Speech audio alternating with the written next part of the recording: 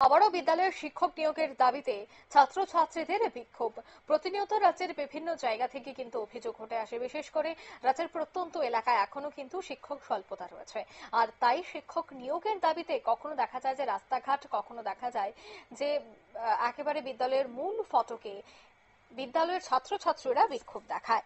আবারও কিন্তু দেখা গেল যে লালজুড়ি এলাকায় উজান মাছমারা হাই স্কুলের ছাত্রছাত্রীরা কাঞ্চনপুর ধর্মনগর সড়ক অবরোধ করে বিক্ষোভে সামিল হয় এবং তারা স্লোগান তুলে আই ওয়ান্ট এ টিচার।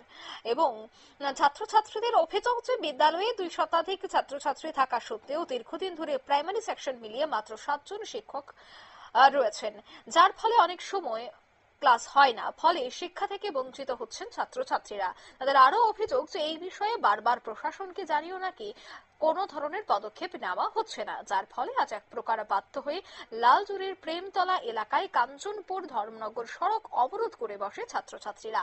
কি বলছেন ছাত্রীরা, শোনাবো।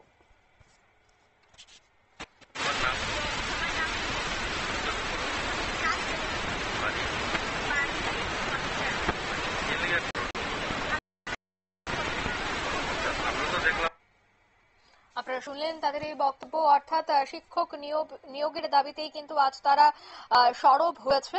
তবে জানা যায় যে একদিকে ছাত্রছাত্রীদের সড়ক অবরোধের খবর পেয়ে জেলা শিক্ষা দপ্তরের আধিকারিক পি রঞ্জন ত্রিপুরা নির্দেশে অবরোধস্থলে ছুটে আসেন সমীর রঞ্জন নাথ। পরবর্তী সময়ে ওনার লিখিত আশ্বাসে অবরোধ তুলে নেয় ছাত্রছাত্রীরা। তবে বড় প্রশ্ন হচ্ছে যে পরপর এ ধরনের শিক্ষকদের দাবি উঠছে, কিন্তু কেন কোনো ধরনের পদক্ষেপ গ্রহণ করা হচ্ছে না শিক্ষক নিয়োগে, এই প্রশ্ন কিন্তু বারবার উঠছে।